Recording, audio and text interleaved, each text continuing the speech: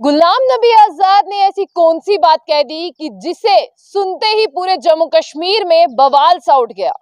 गुलाम नबी आजाद जो farmer CM रह चुके हैं और डेमोक्रेटिक आजाद पार्टी, यानी अगर आपको बता दें कि डेमोक्रेटिक आजाद पार्टी जो उन्होंने हाल ही में लॉन्च की थी उसके अध्यक्ष भी हैं।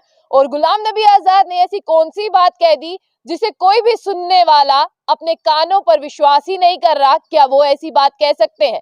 लेकिन वाकई में उन्होंने एक बड़े स्टेटमेंट में ऐसी बात कह डाली कि उनकी बात के बाद अब पूरे जम्मू कश्मीर में जितने भी लीडर्स हैं, जितने भी राजनीतिक गलियारे हैं, उनमें एक बार फिर से गर्माहट यानी गर्मी महसूस होने लगी है। और गुलाम नबी आजाद ने क्या कहा वो हम आपको सुनाते हैं, क्योंकि वो अगर आप भी सुनेंगे आपको भी यकीन नहीं होगा, वाकई ऐसा है।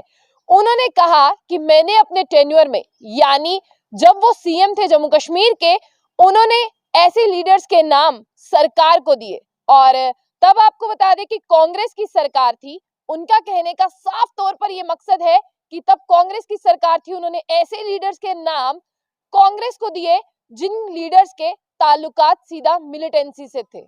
और गुलाम नबी आजाद को आज ये बात याद आई, लेकिन इस बात को बहुत साल बीत चुके हैं, लेकिन उन्होंने यहाँ पर कहा कि फिर भी कोई एक्शन नहीं हुआ।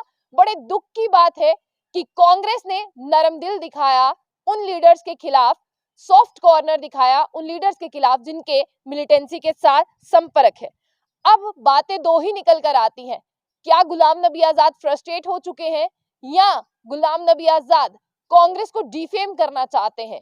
क्योंकि जब वो कांग्रेस में थे और बहुत देर उन्होंने एक 5 से 6 पन्नों का लेटर लिखा था, उसमें लिखा था कि मैं पार्टी क्यों छोड़ रहा हूं, उसमें गुलाम नबी आजाद ने ये बात मेंशन नहीं की। और अब गुलाम नबी आजाद को याद आया कि एक बार उन्होंने ऐसी चीज लिखी थी, मतलब ऐसा उन्होंने कहा कि मैंने एक लेटर सेंड किया था जिसमें जम्मू कश्मीर के तमाम लीडर्स के नाम थे जिनका लिंक सीधा मिलिटेंटों से था और वो मिलिटेंसी को बढ़ावा देते हैं, उनकी छवि कुछ और है और वो दोनों उंगलियों से खेल खेलते हैं और सरकार को अपनी उंगलियों पर नाच नचाते हैं, और उनके खिलाफ कोई बड़ा एक्शन नहीं हुआ। तब आपको बता दें कि कांग्रेस की सरकार थी और प्रधानमंत्री थे डॉक्टर मनमोहन सिंह। उसी कार्यकाल में खुद भी जम्मू कश्मीर के सीएम गुलाम नबी आजाद ही थे।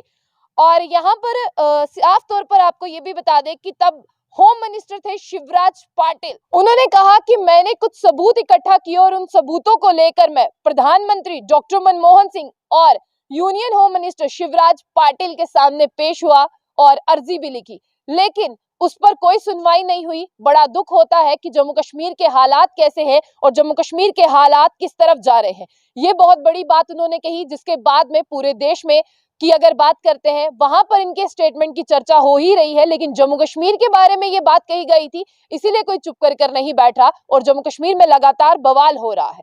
और साथ ही साथ आपको ये भी बताते हैं कि विकार सुलवानी, अभी जो कांग्रेस के प्रेसिडेंट है, उन्होंने क्या कहा। सबसे पहले उनका कहना यह था कि गुलाम नबी आजाद जब कांग्रेस छोड़कर गए थे उन्हें ये बात याद नहीं आई, अब गुलाम नबी आजाद को ये बात याद आ रही है। और विकार सुलवानी वही है जो बार बार कहते हैं कि आजाद साहब, बड़ा दुख है कि वो बीजेपी से हाथ मिलाकर आए हैं।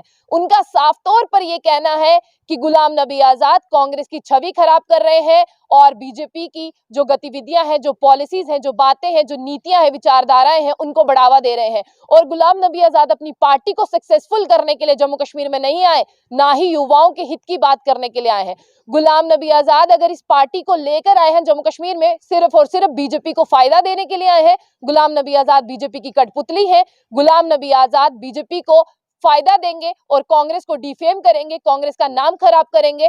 और साफ तौर पर यह कहा उन्होंने कि अगर गुलाम नबी आजाद को ऐसा ही लगता था कि कांग्रेस मिलिटेंटों के लिए, एक जो लीडर्स मिलिटेंसी से जुड़े हुए हैं उनके लिए अगर सॉफ्ट कॉर्नर रखते हैं, तो ये बात उनको उस पन्ने में भी कहनी चाहिए थी जब वो कांग्रेस को छोड़कर गए थे। अब गुलाम नबी आजाद का नाम आए तो सुर्खियां न बटोरी जाएं, ऐसा हो ही नहीं सकता। और गुलाम नबी आजाद ने जैसे ही ये बात कही, पूरे जम्मू कश्मीर में बवाल तो चल ही रहा है, लेकिन ये भी कहना है, जो साफ तौर पर यहाँ पर लोग हैं उनकी मानसिकता ये भी दर्शा रही है कि गुलाम नबी आजाद ये बातें पहले भी कह सकते थे। ऐसा क्या हुआ कि गुलाम नबी आजाद को अभी सब कुछ याद आया कि ये कहना है, जबकि यहाँ पर इलेक्शंस होने वाले हैं और हर कोई पार्टी जुट चुकी है काम करने में। तो ऐसे में साफ तौर पर यही कहना है विकार रसूलवानी का कि गुलाम नबी आजाद बीजेपी को फायदा दे रहे हैं और कांग्रेस को डिफेम कर रहे हैं, उसकी छवि खराब कर रहे हैं। अगर वो हाथ मिलाकर आए हैं बीजेपी से तो खुलकर सामने आए और बीजेपी को फायदा दे, ऐसी किसी और पॉलिटिकल पार्टी पर निशाना ना साधे। और गुलाम नबी आजाद आपको बता दें कि फॉर्मर सीएम भी रह चुके हैं। अभी हाल ही में उन्होंने अपनी पार्टी डेमोक्रेटिक आजाद पार्टी को लॉन्च किया था और उसके बाद में जो उनकी पार्टी थी, स्टार्टिंग में बहुत से डेलीगेशन उनको मिले, लेकिन अभी जो उनकी पार्टी है वो इस तरह का इतना अच्छा प्रदर्शन नहीं कर पा रही है। स्टार्टिंग में बहुत से लोग उनके साथ थे, लेकिन अभी अगर देखें तो इतना वर्चस्व लोगों का नहीं दिख रहा है। वहीं गुलाम नबी आजाद की डीएपी और कांग्रेस पार्टी में एक बार फिर से तनाव शुरू हो गया है और सिर्फ कांग्रेस ही नहीं, इनके इस बयान की मुखालिफत, गुलाम नबी आजाद के बयान की मुखालिफत बाकी पॉलिटिकल पार्टीज भी कर रही हैं कि इतनी देर में याद आया, इससे पहले भी कुछ याद आ सकता था। क्या हर कोई वोट का ही भूखा है यहाँ पर? तो ऐसी और भी अपडेट्स के लिए देखते रहिए जंग बुलेटिन। आशिया खान के साथ।